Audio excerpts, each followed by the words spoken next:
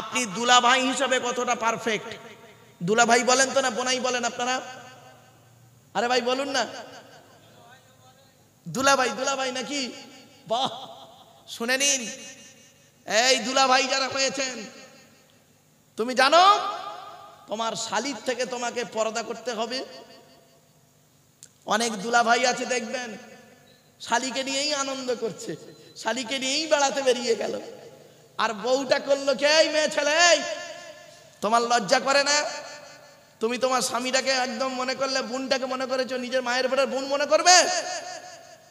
মনে রেখো, তুমি যখন 9 মাসের গর্ভবতী হবে, ওই শালিটাই তখন, না জানি আল্লাহ 1 মাসের গর্ভবতী না হয়ে যায়। কথাটা শুনতে খারাপ লাগলো না? শুনতে খারাপ লাগলো, বাস্তব কথাটাই বললাম। খবরদার নয়, তুলা ভাইদেরকে কিয়ামতের মাঠে জিজ্ঞাসা করা হবে তুমি কতটা পারফেক্ট ছিলে। তারপরে ধরা হবে কাকে? শুনে নিন, পুরুষদের হচ্ছে এখন। তারপরে ধরা হবে দেবর। দেবর কি বলেন আপনারা? দেবর গো বাবা, দেবর কি বলেন আপনারা? বোঝেন? হ্যাঁ, স্বামীর পরেরটাকে, স্বামীর পরেরটাকে দেবর বলে, স্বামীর উপরেরটাকে কি বলে? ভাসুর। নবীজি বলেছেন, একদিন নবীজির কাছে মেয়ে ছেলেরা এসেছেন, মহিলারা এসে বলছেন, হে নবী, পৃথিবীতে আমরা কাকে বেশি ভয় করব বলুন? নবীজি বললেন, পৃথিবীতে যতদিন বাঁচবে একজন লোক থেকে দূরে সরে থাকবে। বলল, ওটা কে? বলল, ওটা হলো তোমাদের দেবর, ওটা হলো দেবর। দেবর কেন? বলছে মৃত্যুর মতো ভয় করবে দেবরকে। অনেক দেবর আছে দেখবেন, আমার দাদা শালি, যা ইচ্ছা তাই করতে পারি, ফিরি ফিরি। রাগ করো না, অতি বাস্তব কথাটাই বললাম। খবরদার, দেবরদের থেকে সাবধান, মৃত্যুর মতো ভয় করো, নবীজি বললেন। এরপরে ধরা হবে কাকে? শুনে নিন, এরপরে ধরা হবে কাকে? দাদুকে। দাদু, দাদু বলেন তো নাকি? বাপের বাপকে কি বলেন? বাপের বাপ, দাদুকে ধরা হবে। এই দাদু যারা হয়েছেন, নাতির দায়িত্ব পালন করেনি। অনেক দাদু আছে দেখবেন, কি হিন্দু কি মুসলিম, নাতিদের সঙ্গে, মানে ছেলের ঘরের ছেলের সঙ্গে খারাপ আচরণ করে। দাদু তো বাজে বাজে ভাষায় আর কি মারছে। নবীজি বলেছেন, খবরদারে কাজ করবে না। তোমার ছেলের ঘরের ছেলেকে তুমি কি করবে? তাকে ভালোবাসো, তার সঙ্গে খেলা করো, তাকে আদর দাও, তাকে সুন্দর ভাষা শেখাও, তাকে নিয়ে বাইরে বেরো, তোমাকে তোমার আদর্শে আদর্শিত করো তাকে। অনেক দাদু আছে দেখবেন, কত অভদ্র, নিকৃষ্ট, জঘন্য, নোংরা, নাতির সঙ্গে কথা বলে বাজে ভাষায়, গালি দিয়ে ভাষা শেখায় তাদেরকে। ছি, লজ্জা করা উচিত। অনেক দাদু আছে দেখবেন, অনেক বাপ আছে, বাপের 4টে ছেলে, বড় ছেলেরা পয়সা দেয় বলে বড় ছেলের ছেলেকে কোলে করে নেয়, খাবার দেয়, আর নাতিদের দেখে না। অনেক দাদু আছে দেখবেন, বাপের 4টে ছেলে, মেজো ছেলেটা পয়সা দেয় বলে গোপনে একটা দোকান ছিল খোলাপতা বাজারে, গোপনে মেজো ছেলের নামে লিখে দিল। আর ছেলেগুলোকে জন্ম দিয়েছিল, বানে ভেসে এসছিল। মনে রেখো, 1 ঘন্টা ন্যায় বিচার করা, 1 ঘন্টা ন্যায় বিচার করা 60 বছর আরাধনা উপাসনার সমতুল্য। জোরে বলুন, 1 ঘন্টা ন্যায় বিচার করা। 1 ঘন্টা ন্যায় বিচার করতে শিখুন। আমি আপনাদেরকে অনুরোধ করে বলে যাচ্ছি, এবারে লাস্ট হলো কি, নানাদের ধরবে। নানা, নানা, নানা কাকে বলে ভাই? মেয়ের বাপকে নাকি? মায়ের বাপকে নানা বলি আমরা। নানাদের ধরবে। তুমি নানা, তুমি তোমার ছেলের ঘরের ছেলেকে দেখো না, মেয়ের ঘরের ছেলেকে বেশি ভালোবাসো। আরে একজন মূর্খ লোক, তাকে আমি বলেছি বাবা, তার ছেলে আমাকে, আমি স্টেজে ওঠার আগে তার ছেলে এসে আমাকে বলছে, হুজুর আপনি একটু ওয়াজটা করবেন তো। আমি কি ওয়াজ বাবা? বলছে একটু দাদুর ওয়াজ করবেন। আমার বাপ আমার ছেলেদের দেখে না, আমার ছেলেকে খাবার কিনে দেয় না, মিষ্টি কিনে দেয় না, লজেন পর্যন্ত কিনে দেয় না।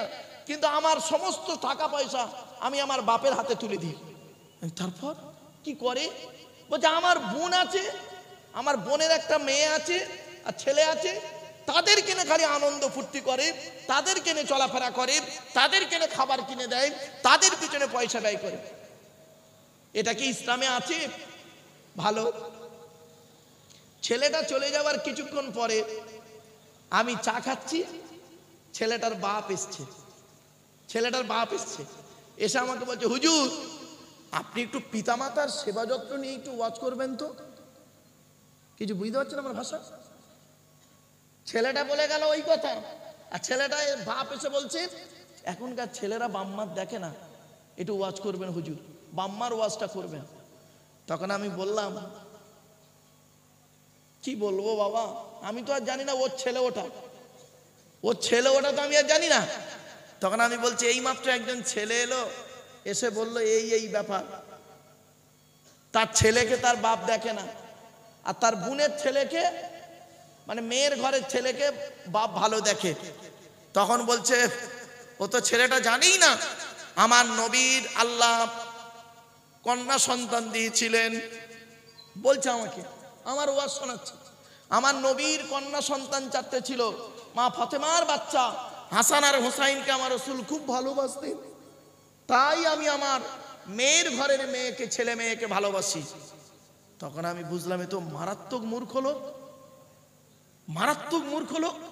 অনেকের ধারণা আছে গো বাবা, এখানে অনেকের ধারণা হয় যে নবীজি ফাতেমার বাচ্চাকে ভালোবাসতেন, তাই আমার মেয়ের ঘরের ছেলেকে বেশি ভালোবাসবো, ছেলের ঘরের ছেলেকে দেখবো না। ওরে বোকা, তুই মরে গেলে জানাজা পড়ানোর দায়িত্ব হলো ওই ছেলেটার, ছেলেই জানাজা পড়াবার দায়িত্ব হোক, তুমি তো জানো না। তখন আমি বললাম, ওরে বোকা। তখন লোকটাকে বললাম, বাবা আল্লাহর নবীর যদি কোনো পুত্র সন্তান থাকতো আর তার যদি কোনো ছেলে থাকতো, নবীজি হাসান হোসাইনের মতো তাকেও ভালোবাসতো, ঠিক না বেঠিক? আল্লাহ দেয়নি। 3টে পুত্র সন্তান হয়েছিল নবীজির, বাল্যকালে আল্লাহ ডেকে নিয়েছে। বড় ছেলেটার নাম হলো কাসেম, তারপরে হলো তাহের বা তৈয়েব, ছোট ছেলেটার নাম হলো ইব্রাহিম। নবীর 3টে পুত্র সন্তান বাল্যকালে আল্লাহ ডেকে নিয়েছে। আর 4টে কন্যা সন্তান কে কে? জয়নাব, উম্মে কুলসুম, রুকাইয়া, ছোট মেয়েটার নাম ফতেমা। ফতেমার 2টো ছেলে ছিল হাসান আর হোসাইন, তাই নবীজি হাসান হোসাইনকে ভালোবেসেছেন বেশি, এটা স্বাভাবিক। যদি নবীজি ছেলের ঘরের ছেলে থাকতো, নবী তাকেও ভালোবাসতো। জ্বলন্ত প্রমাণ আপনাদের দিচ্ছি, শুনে নিন। ইব্রাহিম নবীর কটা ছেলে জানেন? শুনে নিন। ইব্রাহিম নবীর 2টো স্ত্রী, বড় স্ত্রীর নাম সারা, ছোট স্ত্রীর নাম হাজেরা। হাজেরার ছেলে হলো ইসমাইল, আর সারার ছেলে হলো ইসহাক নবী, আর ইসহাক নবীর ছেলে হলো ইয়াকুব নবী, ইয়াকুব নবীর ছেলে হলো ইউসুফ নবী। দেখেছেন? কে বলেছে? এই জন্য বাবু বাড়িতে গিয়ে ভাববেন, ছেলের ঘরের ছেলেকে যতটাই ভালোবাসবেন, মেয়ের ঘরের ছেলেকে ততটাই ভালোবাসবেন। ডানচোখ বাঁচক করবেন, আপনি আল্লাহর কাছে ধরা পড়ে যাবেন। অনুরোধ করে আপনাদের বলে যাচ্ছি, কথাগুলো একটু মাথায় রাখুন। কোথায় আওয়াজ হচ্ছে?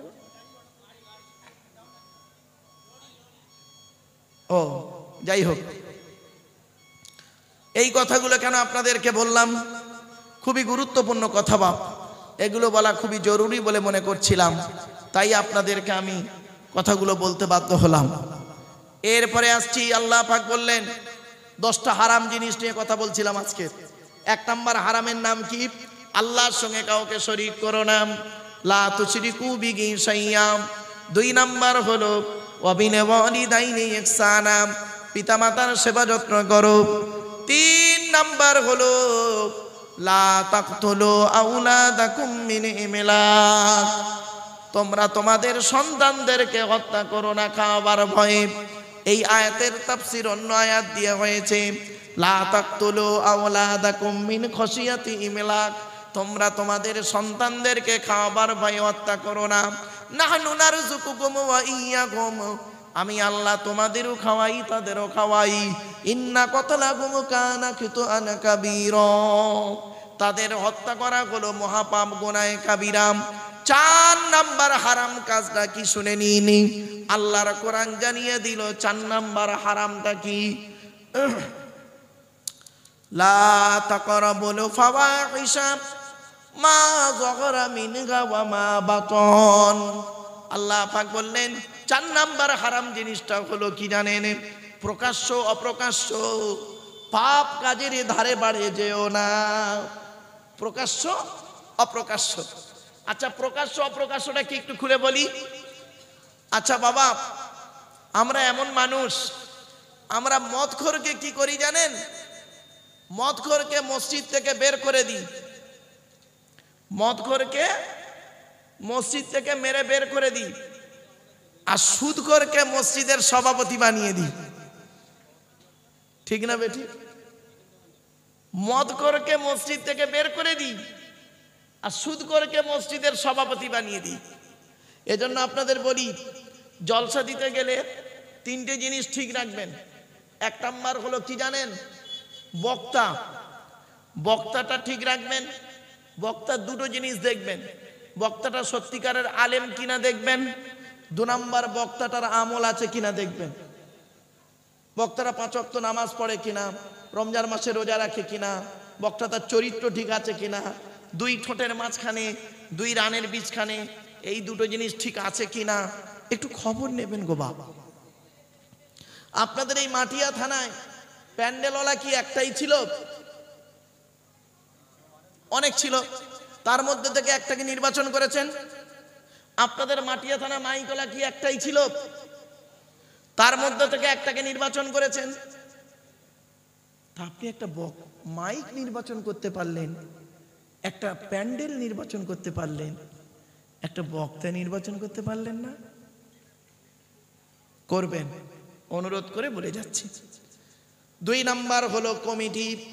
জলসা কমিটি হতে গেলে 3টে গুণ লাগবে। কটা কটা কটা? 1 নাম্বার সৎ হতে হবে। জলসা কমিটি হতে গেলে সৎ কাকে বলে? নবীজির কাছে একদিন সাহাবীরা জিজ্ঞাসা করলেন, ইয়া রাসূলুল্লাহ, আপনি কিছু উপদেশ দান করুন। আল্লাহর নবী বললেন, তোমরা আমাকে 2টো জিনিসের গ্যারান্টি দাও, আমি মুহাম্মদ সাল্লাল্লাহু আলাইহি ওয়াসাল্লাম তোমাদের জান্নাতের গ্যারান্টি দিয়ে দেব। 1 নাম্বার নবীজি বললেন, 2 ঠোঁটের মাঝখানে এই জিভের গ্যারান্টি দাও, হারাম খাবার খাওয়া থেকে জিভটাকে ঠিক করো, বাজে ভাষা বলা থেকে জিভটাকে ঠিক করো, পরনিন্দা পরচর্চা করা থেকে জিভটাকে ঠিক করো। 2 নাম্বার হলো 2 রানের বীজখানে লজ্জাস্থানকে হেফাজত করো। নবীজি বললেন 2 ঠোঁটের মাঝখানে 2 রানের বীজখানে এই 2টো জিনিসের গ্যারান্টি যদি তোমরা আমাকে দাও, আমি মুহাম্মদ সাল্লাল্লাহু আলাইহি ওয়াসাল্লাম তোমাদের জান্নাতের গ্যারান্টি দিয়ে দেব। যান বাড়ি চলে যান, গিয়ে দেখবেন হয় চাচার নিচে খারাপ, নয় চাচার উপরে খারাপ। বাস্তব কথা বললাম। তাই 1 নাম্বার বাবা, জলসা কমিটি হতে গেলে 1 নাম্বার হলো সৎ হতে হবে।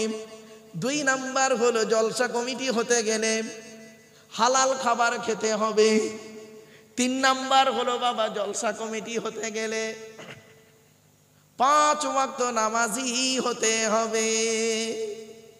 ও বাবা, জলসা কমিটি তো দূরের কথা, 5 ওয়াক্ত নামাজ তো দূরের কথা, জুম্মার নামাজি অনেকে পড়ে না। এবার আসছি, শ্রোতা হতে গেলে 3টে গুণ লাগবে আপনাদের। 1 নাম্বার কি জানেন, শরীর পাক হতে হবে। তো এখানে যারা বসে আছেন বাবা, শরীরটা আপনাদের পাক আছে, হয়তো অনেকের ওযু এখন নাও থাকতে পারে। 2 নাম্বার হলো কাপড় পাক। আপনারা যে যেমন কাপড় পরে আছেন, আপনাদের প্রত্যেকের কাপড়টা পাক আছে, এটা আমার বিশ্বাস। 3 নাম্বার হলো কি জানেন, জায়গা পাক। বাবা, এই প্লাস্টিকটা কোথাকার প্লাস্টিক? প্যান্ডেল ওলাদের নাকি? হ্যাঁ হ্যাঁ, আই হয়েছে। এই প্লাস্টিকটা প্যান্ডেল ওলারা জীবনে কোনো দিন 3 বার করে ধৌত করে না। আজকের এখানে বিছিয়ে দিয়েছে, খাওয়া দাওয়ার পরে দেখবেন আপনারা চলে যাবেন, গোটা কত কুকুরও চলাফেরা করবে, আপনারা অনেকে জুতো পায়ে এর উপরে চলাফেরা করবেন। প্যান্ডেলওয়ালা আবার এটাকে গুড়িয়ে নিয়ে পাশের গ্রামে জলসায় বিছিয়ে দেবে কালকে। একজন সত্যিকারের নামাজি মুসল্লি লোক, যার শরীর পাক, কাপড় পাক, এই জায়গাটায় বসার কারণে, ওই প্লাস্টিকটায় বসার কারণে তারা কাপড়টা নাপাক হয়ে যাওয়ার সম্ভাবনা খুবই বেশি, ঠিক না বেটি? এই জন্য উচিত কি ছিল, এই প্যান্ডেলওয়ালাদের প্লাস্টিকের উপরে মসজিদের মুসাল্লাগুলো এনে যদি সুন্দর করে বিছিয়ে দিতেন, অত্যন্ত ভালো লাগতো বাবা। কথাগুলো শুনতে হয়তো খারাপ লাগলো। আর সব থেকে উত্তম জায়গা হলো জলসার, কোথায় জানেন? মসজিদ হলো সব থেকে উত্তম জায়গা জলসা করার। এজন্য অনুরোধ করে বলে যাচ্ছি বাপ, কথাগুলো শুনতে হয়তো খারাপ লাগবে, এত টাকা খরচা করেছেন, আর যদি 200 খানা চেয়ার করতেন তাহলে আর এই সমস্যাটা হতো না, ঠিক না বেটি? এত ভালো প্যান্ডেল করেছেন, এত কিছু করেছেন, কথাগুলো শুনতে হয়তো খারাপ লাগলো। আর একটু এগিয়ে যাচ্ছি বাপ। আল্লাহ পাক বললেন 4 নাম্বার হারাম জিনিসটা কি? প্রকাশ্য পাপ কাজে লিপ্ত হওয়া হারাম। গোপনে গোপনে পাপ কাজ করা, প্রকাশ্যে পাপ কাজ করা। একটু খুলে বলি আপনাদেরকে, মুনাফিক 2 রকমের হয়। করকম জোরে বলুন। মুনাফিক 2 রকমের, শিখে নিন এখানে আজকে। মুনাফিক ফিল ঈমান, ঈমানের দিক থেকে মুনাফিক, বিশ্বাসের দিক থেকে মুনাফিক। 2 নাম্বার হলো মুনাফিক ফিল আমাল, কাজের দিক থেকে মুনাফিক। কাজের দিক থেকে মুনাফিকের 5টা ভাগ, যেটা আমরা মোটে 3টে জানি। 1 নাম্বার হলো কথায় কথায় মিথ্যা কথা বলবে, ওই লোকটা হলো মুনাফিক। 2 নাম্বার হলো ওয়াদা করলে খেলাপ করবে, ওই লোকটা হলো মুনাফিক বিশেষ কারণ ছাড়া। 3 নাম্বার হলো আমানতের খেয়ানত করবে, ওই লোকটা মুনাফিক। 4 নাম্বার হলো ঝগড়ার সময় যারা গালিগালাজ করে তারা হলো মুনাফিক। ঝগড়ার সময় দেখবেন অনেকে গালিগালাজ করে দেয়, আল্লাহর নবী বলেছেন মুনাফিক তারা। 5 নাম্বার হলো মুনাফিকের নিদর্শন কি? শাহাদাতু কওলি জুর, যারা মিথ্যা সাক্ষী দেয়, যারা মিথ্যা সাক্ষী দেয় তারা হলো মুনাফিক। বাড়িতে গিয়ে ভাববেন, এটা হলো কার্যগত মুনাফিক, আর ওটা হলো বিশ্বাসগত মুনাফিক। এবারে কার্যগত মুনাফিকের 5টা ভাগের মধ্যে একটার একটু ব্যাখ্যা করে দিচ্ছি। সেটা হলো কি? আমানতের খেয়ানত করা। আছে না? বলুন না একটু। এই আমানতের খেয়ানতের আবার 5টা ভাগ। কি? আমানতের খেয়ানতের 5টা ভাগ। 1 নাম্বার হলো আমানত কত রকমের হয় শিখে নিন। আমানত কত রকমের হয় শিখে নিন। টাকা আমানত, ব্যক্তি আমানত, বস্তু আমানত, জায়গা আমানত, কথা আমানত। কতগুলো ভাগ হলো? বলুন একটু কথা বলুন। এগুলো শিখে নিন গো বাপ। ওয়াজ মানে এই নয় কেসা কাহিনী বলে যাবার নাম ওয়াজ নয় গো বাপ। এগুলো মূল্যায়ন করুন। আমি 10:30 পর্যন্ত টেনে কথা বলেছি কি? আরে ভাই বলুন না, বলিনি। গল্প আকারে টুকটুক করে বলছিলাম। কেন জানেন?